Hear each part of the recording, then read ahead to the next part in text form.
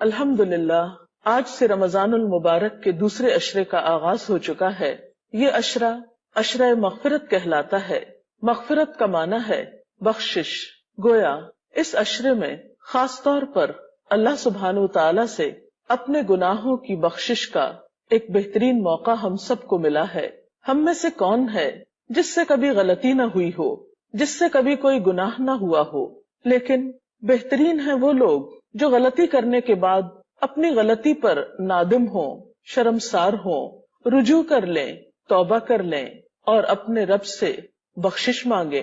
اور اگر وہ اپنے رب کی طرف رجوع کریں گے تو رب کو بھی مہربان پائیں گے، جیسے حضرت آدم علیہ السلام نے جب اپنے رب سے رجوع کیا تو اللہ تعالیٰ نے بھی اپنی رحمتیں ان پر عام کر دیں۔ قرآن پاک میں اللہ سبحانہ وتعالیٰ فرماتے ہیں قُلْ يَا عِبَادِيَ الَّذِينَ أَسْرَفُوا عَلَىٰ أَنفُسِهِمْ لَا تَقْنَطُوا مِن رَحْمَةِ اللَّهِ إِنَّ اللَّهَ يَغْفِرُ الذُّنُوبَ جَمِيعًا إِنَّهُ هُوَ الْغَفُورُ الرَّحِيمُ۔ اے نبی صلی اللہ علیہ وسلم، آپ کہہ دیجئے کہ اے میرے بندو، جنہوں نے اپنی جانوں پر زیادتی کی ہے، اللہ کی رحمت سے مایوس نہ ہو جاؤ، یقیناً اللہ سارے گناہوں کو معاف کر دیتا ہے، وہ تو غفور الرحیم ہے۔ سورۃ الشورى میں بھی اللہ سبحانہ وتعالیٰ فرماتے ہیں وَهُوَ الَّذِي يَقْبَلُ التَّوْبَةَ عَنْ عِبَادِهِ وَيَعْفُو عَنِ السَّيِّئَاتِ وَيَعْلَمُ مَا تَفْعَلُونَ، اور وہ اللہ ہی وہ ذات ہے جو اپنے بندوں کی توبہ قبول کرتا ہے اور برائیوں سے درگزر فرماتا ہے، حالانکہ تم سب لوگوں کے اعمال کا اسے علم ہے۔ تو بات یہ ہے کہ جو کچھ بھی ہم کرتے ہیں، جہاں بھی ہم کرتے ہیں، سب کے سامنے کوئی کام کریں یا چھپ کر کریں، وہ تو سب کچھ جانتا ہے۔ اور پھر کوئی جگہ ایسی بھی نہیں کہ جہاں ہم ان گناہوں سمیت اللہ رب العزت سے چھپ جائیں اور ہم اس کی پکڑ سے بچ جائیں۔ تو اس کا بہترین طریقہ اس نے ہمیں یہ بتایا ہے کہ تم اپنی غلطی کا اعتراف کر کے میرے حضور توبہ کر لو، غلطی کو چھوڑ دو، پلٹ آؤ۔ یہی راستہ انسان کے فائدے میں ہے۔ وہ خود فرماتا ہے یا ایھا الذین آمنوا، اے لوگو جو ایمان لائے ہو، توبو الی اللہ توبۃ نصوحا، اللہ سے توبہ کر لو، خالص توبہ۔ عسیٰ ربکم ان یکفر عنکم سیئاتکم، بعید نہیں کہ اللہ تمہاری برائیاں تم سے دور کر دے، ویدخلکم جنات، اور تمہیں ایسے باغوں میں داخل کر دے، تجری من تحتها الانہار، جن کے نیچے نہریں بہ رہی ہوں گی۔ تو گویا غلطی کرنے کے بعد اگر کوئی شخص سچے دل سے توبہ کر لیتا ہے تو اللہ تعالیٰ کی طرف سے اس کے لیے وعدہ ہے کہ اس کی برائیاں اس سے دور کر دی جائیں گی اور اسے جنت کے باغوں کا مستحق بنا دیا جائے گا۔ اور رمضان یہ تو ہے ہی سراسر اپنے گناہوں کی معافی کا موقع۔ نبی صلی اللہ علیہ وسلم نے فرمایا من صام رمضان ایمانا واحتسابا غفر له ما تقدم من ذنبه، کہ جس شخص نے ایمان اور احتساب کے ساتھ رمضان کے روزے رکھے تو اس کے پہلے گناہ معاف کر دیے جاتے ہیں۔ لیکن اگر کوئی شخص رمضان کا موقع پا کر بھی پھر گناہوں کی بخشش نہ کروا سکے تو ایسا شخص محروم ہے۔ حضرت کعب بن عجرہ رضی اللہ تعالی عنہ کہتے ہیں کہ نبی صلی اللہ علیہ وسلم نے لوگوں سے کہا تم لوگ ممبر کے پاس جمع ہو جاؤ۔ چنانچہ ہم سب ممبر کے پاس جمع ہو گئے۔ حضور اکرم صلی اللہ علیہ وسلم تشریف لائے۔ جب آپ نے پہلی سیڑھی پر قدم رکھا یعنی ممبر کی تو فرمایا آمین، پھر جب دوسری سیڑھی پر قدم رکھا تو فرمایا آمین، جب تیسری سیڑھی پر قدم رکھا تو فرمایا آمین۔ خطبہ دینے کے بعد جب آپ ممبر سے اترے تو ہم لوگوں نے کہا اے اللہ کے رسول صلی اللہ علیہ وسلم، ہم نے آج آپ سے وہ بات سنی ہے جو کبھی نہیں سنتے تھے۔ آپ نے فرمایا جب میں پہلی سیڑھی پر قدم رکھ رہا تھا تو جبریل امین تشریف لائے اور فرمایا وہ شخص تباہ ہو جس نے رمضان کا مہینہ پایا اور اپنی بخشش نہیں کرائی۔ تو میں نے کہا آمین۔ پھر جب میں نے دوسری سیڑھی پر قدم رکھا تو انہوں نے کہا وہ شخص خدا کی رحمت سے دور ہو جائے جس کے پاس آپ کا نام لیا گیا اور اس نے آپ پر درود نہیں بھیجا۔ تو میں نے کہا آمین۔ پھر جب تیسری سیڑھی پر قدم رکھا تو جبریل نے کہا علیہ السلام وہ شخص خدا کی رحمت سے دور ہو جائے جس نے اپنے ماں باپ دونوں کو یا ان میں سے ایک کو بڑھاپے کی حالت میں پایا اور ان کی خدمت کر کے جنت میں داخل نہیں ہوا۔ تو اس حدیث سے پتہ یہ چلتا ہے کہ رمضان المبارک کا مہینہ گناہوں کی معافی کا ایک بہترین موقع ہے. اگر کوئی شخص اس موقع کو گنوا دیتا ہے تو وہ شخص سراسر اللہ سبحانہ و تعالیٰ کی رحمت سے محروم ہونے والا ہے. اس لیے ہم سب کو اس موقع سے بہترین فائدہ اٹھانا چاہیے. اور یہ بھی یاد رکھیے کہ کچھ گناہ ایسے ہوتے ہیں جنہیں نیکیاں خود بخود دھوتی رہتی ہیں. قرآن پاک میں آتا ہے ان الحسنات یذہبن السیئات کہ نیکیاں گناہوں کو مٹا دیتی ہیں. لیکن کچھ گناہ ایسے ہوتے ہیں جن کے لیے انسان کو نیکیوں کے ساتھ ساتھ خاص طور پر توبہ کرنی چاہیے، اللہ تعالیٰ کے حضور دعا کرنی چاہیے، استغفار کرنی چاہیے. اور رمضان اس کا بہترین موقع ہے. عام حالات میں بھی اللہ سبحانہ و تعالیٰ کی رحمت کے دروازے ہر وقت کھلے رہتے ہیں. حقیقت میں یہ بات انسان کے فائدے میں ہے کہ جب بھی اس سے گناہ ہو اور اسے گناہ کا احساس ہو تو توبہ کرنے میں دیر نہ لگائے. دن ہو یا رات فوراً اللہ سبحانہ و تعالیٰ کی طرف رجوع کر لے. حضرت ابو موسیٰ اشعری نبی صلی اللہ علیہ وسلم سے روایت کرتے ہیں کہ آپ صلی اللہ علیہ وسلم نے فرمایا اللہ عز و جل رات کے وقت اپنا ہاتھ پھیلاتا ہے تاکہ دن میں گناہ کرنے والا توبہ کر لے، پھر دن کے وقت اپنا ہاتھ پھیلاتا ہے تاکہ رات میں گناہ کرنے والا توبہ کر لے، حتیٰ کہ سورج مغرب سے طلوع ہو جائے. گویا بندوں کی توبہ دن میں بھی قبول ہوتی ہے اور رات میں بھی قبول ہوتی ہے، حتیٰ کہ قیامت آ جائے، کیونکہ قیامت کے آنے پر توبہ قبول نہ ہوگی جب انسان کے سامنے اس کے اعمال آ جائیں گے اور وہ اپنا برا انجام دیکھ لے گا. اس وقت پلٹنا کچھ معنی نہیں رکھتا، اس لیے کہ اس وقت تو ہر شخص اپنے گناہوں کو دیکھ کر نادم ہوگا ہی، لیکن وہ وقت تو پھر صرف حسرت و یاس کا وقت ہوگا، ندامت کا وقت ہوگا، توبہ کا وقت نہیں ہوگا. ایک اور حدیث میں آتا ہے ان اللہ یقبل توبۃ العبد ما لم یغرغر، اللہ بندے کی توبہ قبول کرتا ہے جب تک کہ اس کا سانس نہیں اکھڑتا. توبہ کی شرائط میں سے اہم ترین شرط یہ ہے کہ انسان اپنے گناہ کا اعتراف کرے، کیونکہ اگر کوئی شخص گناہ پر اصرار کرے اور گناہ کو گناہ ہی نہ سمجھے، اپنی غلطی کو غلطی ہی نہ مانے، تو ایسے شخص کے لیے توبہ نہیں. حضرت عائشہ رضی اللہ تعالی عنہا کہتی ہیں کہ رسول اللہ صلی اللہ علیہ وسلم نے فرمایا بندہ جب اعتراف گناہ کے ساتھ توبہ کرتا ہے تو اللہ تعالیٰ اس کی توبہ قبول فرماتا ہے. پھر اسی طرح آپ صلی اللہ علیہ وسلم جو کہ گناہوں سے پاک تھے، معصوم تھے، لیکن اس کے باوجود دن میں کئی بار توبہ کیا کرتے تھے. نبی صلی اللہ علیہ وسلم نے فرمایا لوگو اللہ کی طرف توبہ کرو اور اس سے بخشش طلب کرو، بے شک میں ایک دن میں 100 مرتبہ توبہ کرتا ہوں. اگر اللہ کے رسول صلی اللہ علیہ وسلم کا حال یہ تھا تو پھر ہمارا اپنے بارے میں کیا خیال ہے؟ حضرت عبداللہ بن عمر کہتے ہیں کہ ہم رسول اللہ صلی اللہ علیہ وسلم کی توبہ استغفار گنتے تھے. ایک مجلس میں آپ 100 بار کہتے تھے رب اغفر لی وتب علی انک انت التواب الغفور، اے میرے رب مجھے بخش دے، میری توبہ قبول فرما، تو یقیناً توبہ قبول کرنے والا اور بخشنے والا ہے. توبہ نہ صرف یہ کہ انسان کی آخرت کے لیے مفید ہے بلکہ انسان کی دنیا کے لیے بھی سکون کا سبب ہے.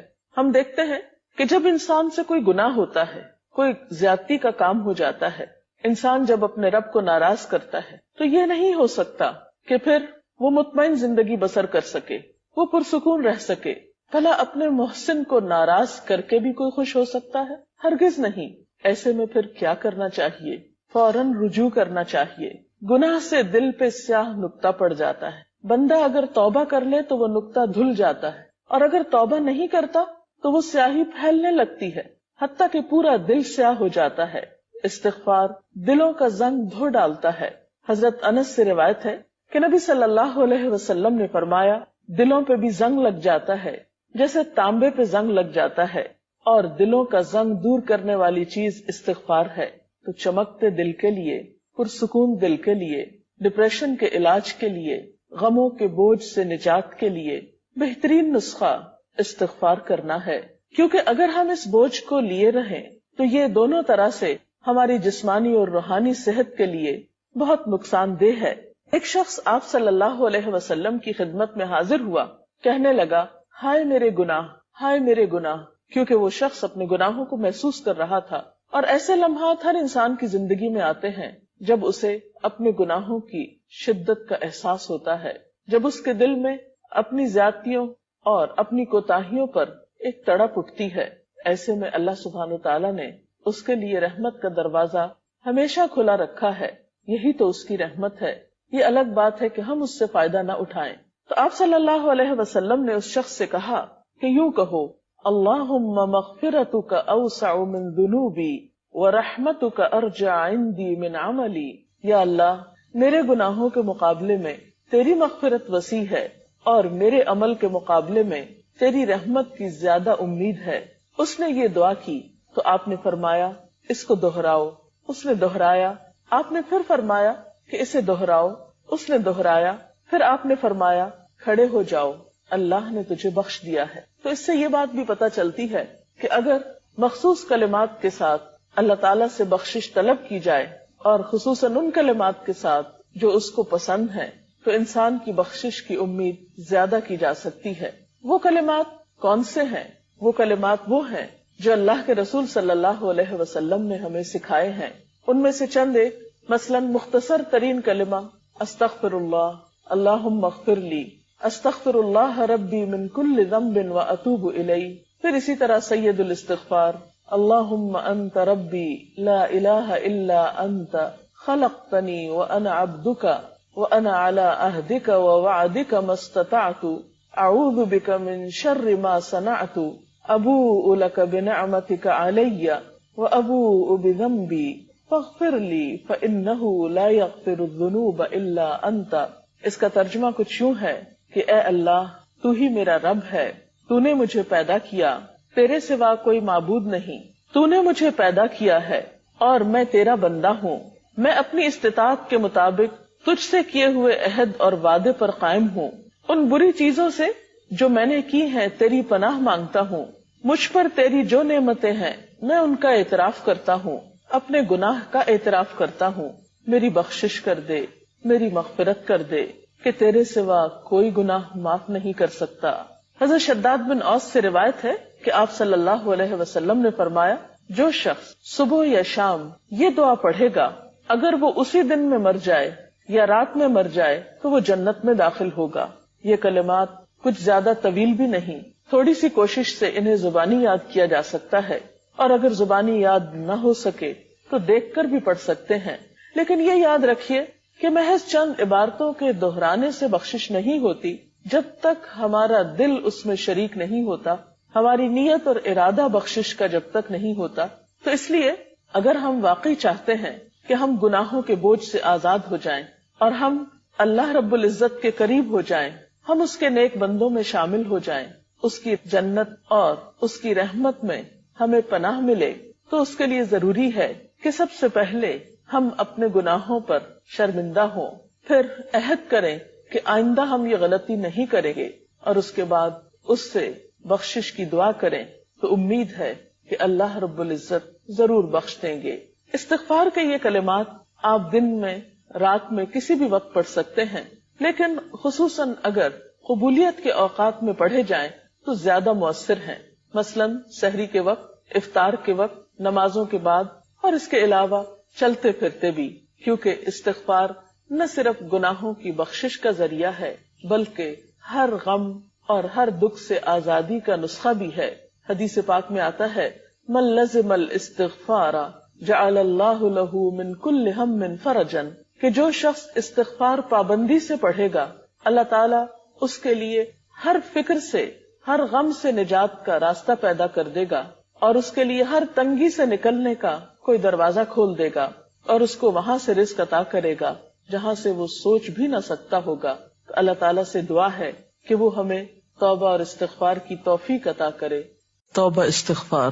اللہ تعالیٰ نے انسان کو پیدا کیا، اس کے اندر خیر اور شر دونوں چیزیں رکھی، پھر اس کو دونوں راستے دکھائے، پھر اس کو آزادی بھی دی کہ وہ چاہے تو بھلائی کے راستے پہ چلے اور چاہے تو برائی کا راستہ اختیار کرے.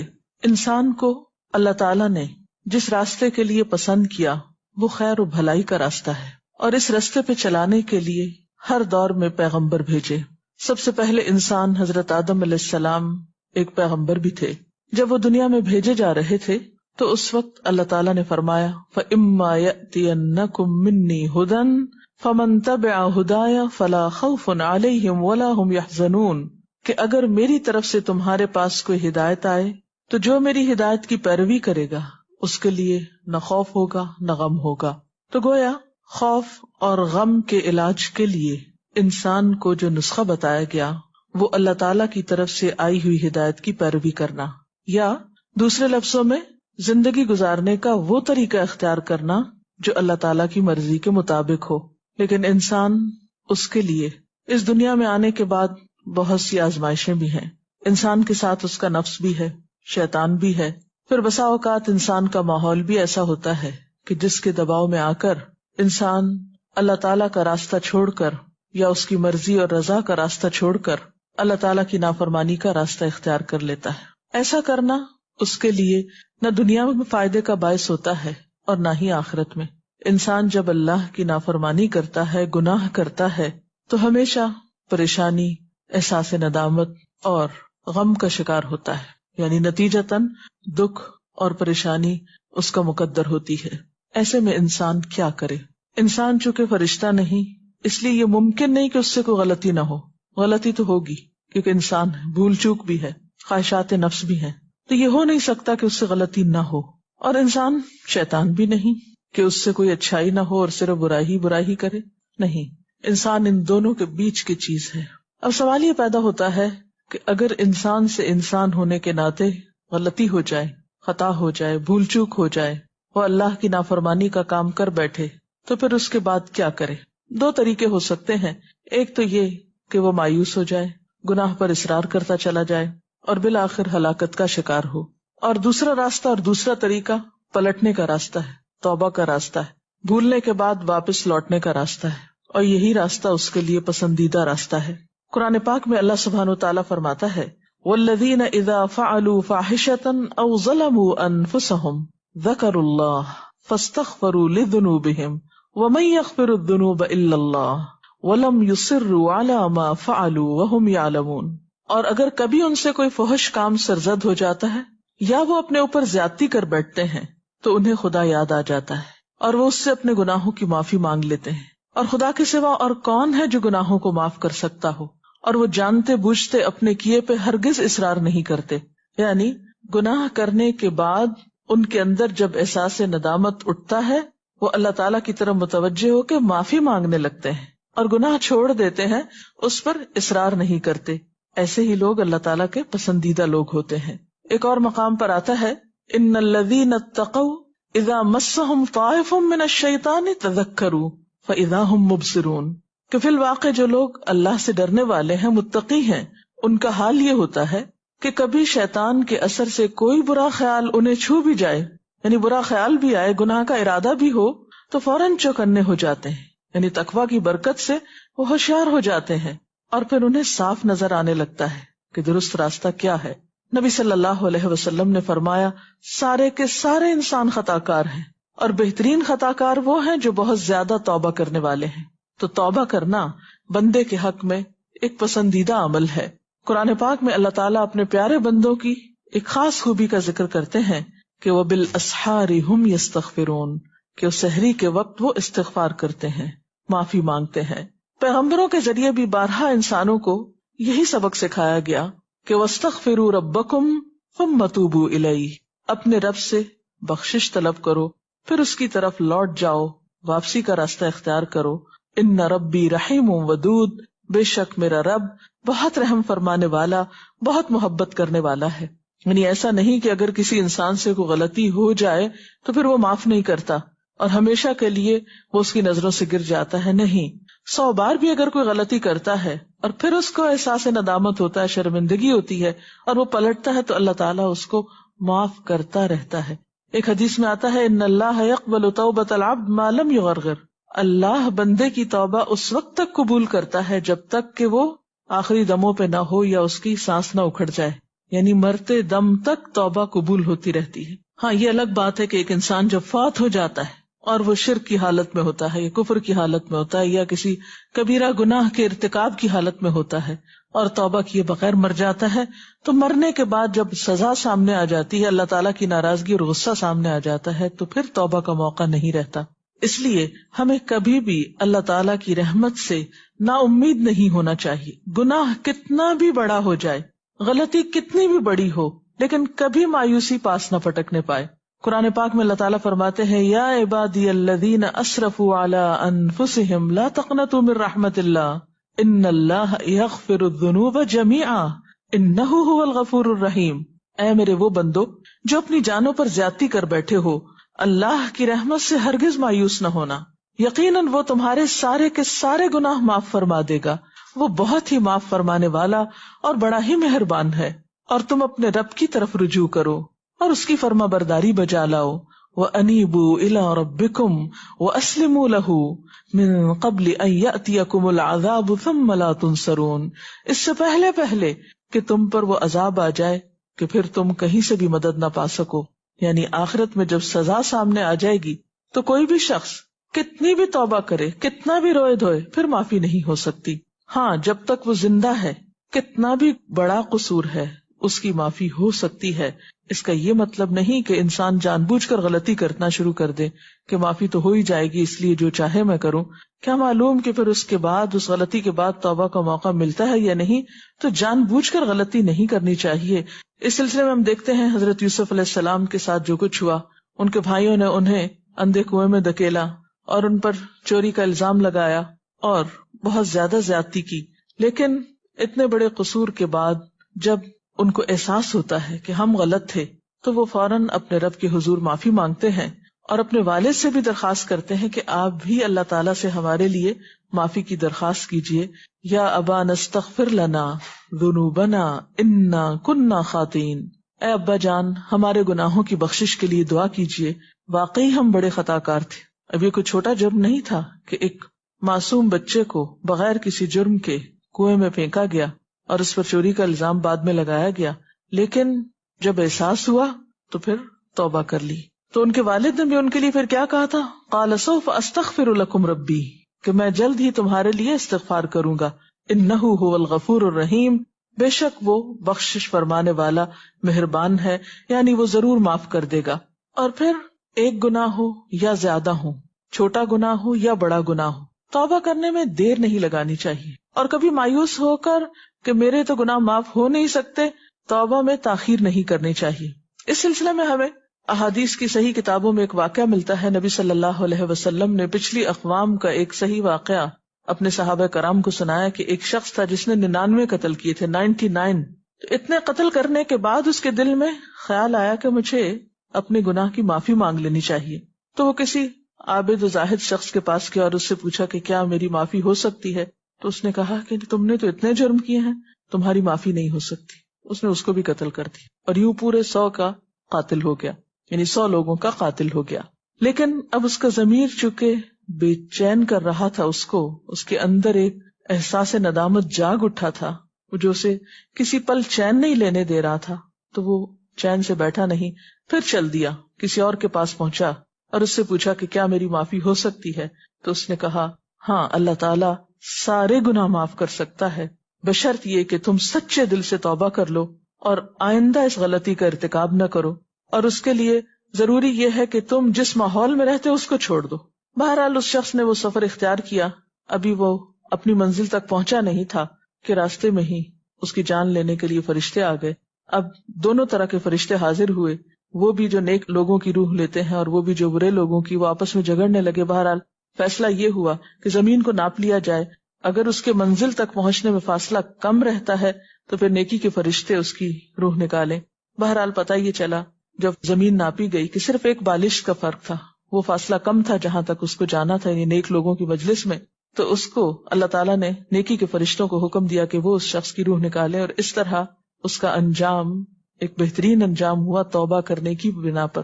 تو اس سے یہ بات پتہ چلتی ہے کہ انسان خواہ کتنا بھی بڑا مجرم ہو، اسے کبھی مایوس نہیں ہونا چاہیے.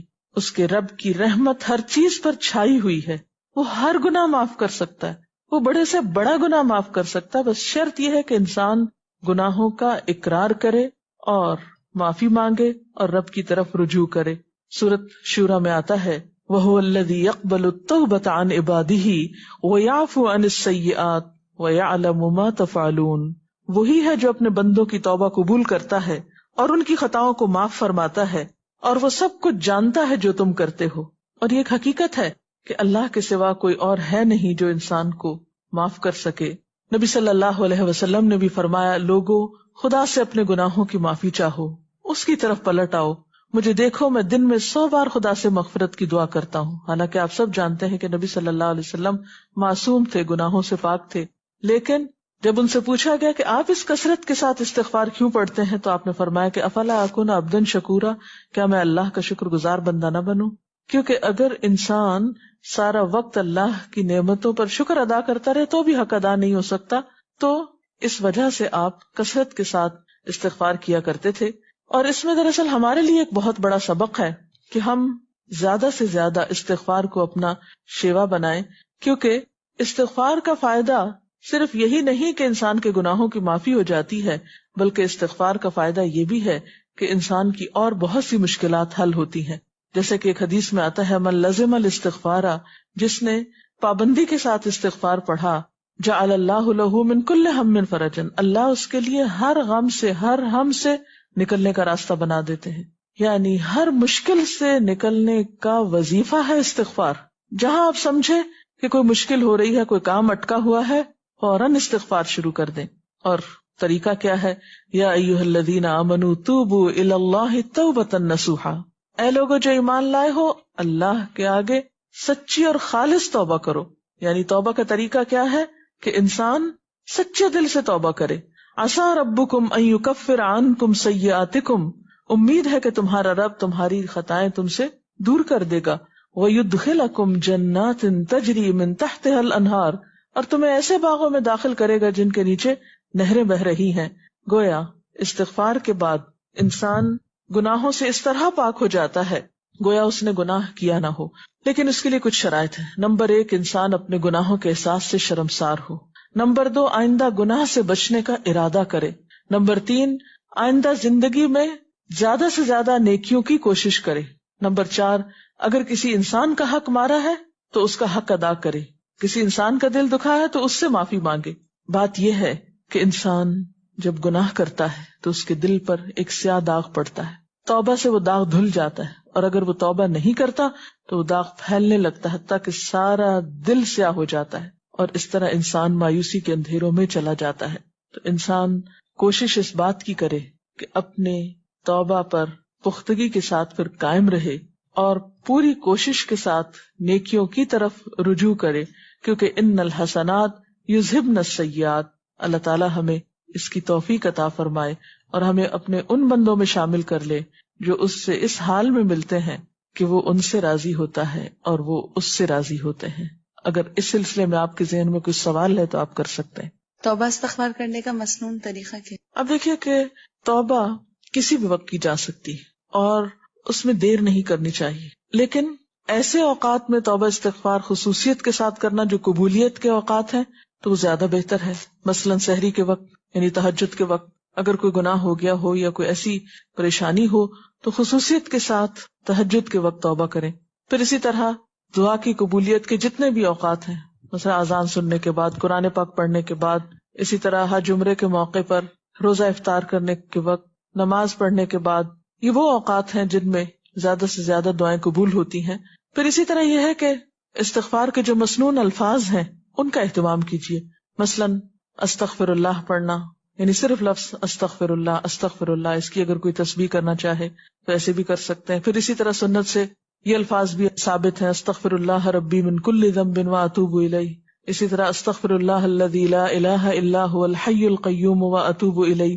پھر اسی طرح ایک سید الاستغفار ہے جس کی بہت فضیلت آتی ہے احادیث میں، اللہم انت ربی لا الہ الا انت خلقتنی وانا عبدک وانا علی عہدک ووعدک ما استطعت اعوذ بک من شر ما صنعت ابوء لک بنعمتک علی وابوء بذنبی فاغفر لی فانہ لا یغفر الذنوب الا انت۔ اس کا ترجمہ ہے، خدایا تو میرا پروردگار ہے، تیرے سوا اور کوئی معبود نہیں، تو نے مجھے پیدا کیا، میں تیرا بندہ ہوں، میں نے تجھ سے بندگی اور اطاعت کا جو وعدہ کیا ہے اس پر اپنے حیثیت کے مطابق قائم ہوں، اور جو گناہ بھی مجھ سے سرزد ہوئے ان کے نتائج بد سے بچنے کے لیے میں تیری پناہ کا طالب ہوں۔ تو نے مجھے جن جن نعمتوں سے نوازا ہے ان کا میں اقرار کرتا ہوں اور مجھے اعتراف ہے کہ میں گناہگار ہوں. یعنی اس میں اعتراف کے لفظ جو یہ قابل غور ہیں. بس اے میرے پروردگار میرے جرم کو معاف فرما دے، تیرے سوا میرے گناہوں کو اور کون معاف کر سکتا ہے. اس استغفار کا یہ فائدہ بتایا جاتا ہے، نبی صلی اللہ علیہ وسلم نے فرمایا جو شخص صبح کے وقت یہ الفاظ پڑھتا ہے اگر شام سے پہلے اس کی ڈیتھ ہو جاتی ہے تو انشاءاللہ وہ جنت میں جائے گا، اور اسی طرح شام کو پڑھنے والا صبح تک اللہ کی حفاظت میں ہوتا ہے. تو ان الفاظ کو بھی یاد کیا جا سکتا ہے.